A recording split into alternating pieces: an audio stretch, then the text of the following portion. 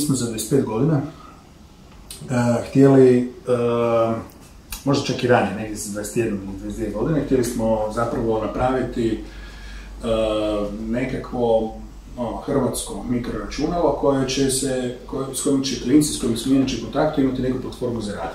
Ideja je super, stvarno. Stvarno je originalna ideja, to mi se jako sviđa.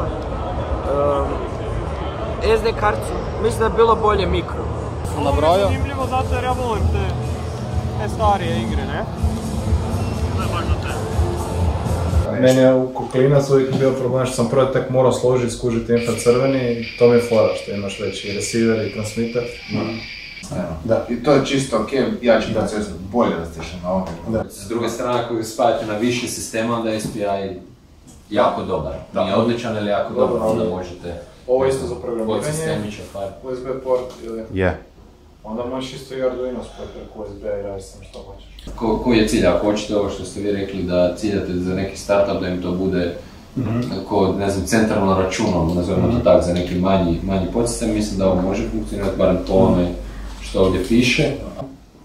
Generalno meni je ok, sviđa mi se kako se zove. I onda možete ekstremno spojiti taj neki senzor tipa akcelerometar ili...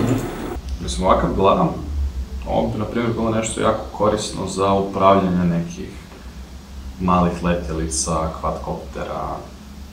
Mislim da imamo nešto ovako, možda bi bilo veća fora, jer ti nisi vezan za komp, možeš biti bilo gdje ispajati se na robote i gledati. Treba ti ovaj receiver koji već koristiš. Da. Ako je dovoljno dobar sensitivity i sve. Da. Tako da, recimo, to bi bilo jako zanimljivo. Pa dobro, mislim da su ti senzori i sve stvari tu ok, neke dodatne stvari ja nisam siguran da bi sad tu dodao, jer ako nekom bude trebalo nešto naprednije, ja kažem opet ima tu taj expander koji on da se lagano napraviti pločica koja će samo tu se ubaciti, tu isto ima mjesta da ništa joj ne smeta, tako da to je ok. Mislim da ćemo SP biti najviše korišteni u budućnosti, bar sad ovih par godina.